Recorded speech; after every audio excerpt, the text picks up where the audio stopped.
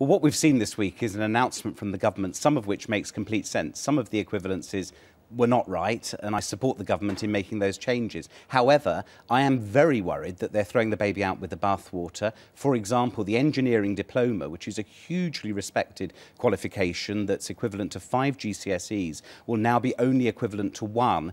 I think that sends a very damaging message out when we actually need more engineers educated in our country, not fewer.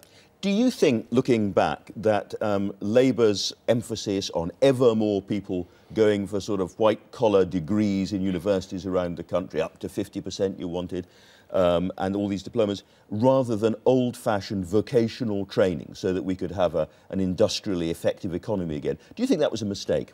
I think the mistake was that we didn't put enough emphasis on the 50% who weren't going to go to higher education. I think we were right to expand higher education, but I think we didn't think enough about what the quality routes would be for the other 50%. That's actually why we developed the diplomas. I gave the example of the engineering diploma, and my concern is that in the name of academic rigour, the government's actually going to close down pathways that were rigorous for young people who want to go into things like engineering. But you accept that the world has changed. The money is not going to be available for building lots of schools.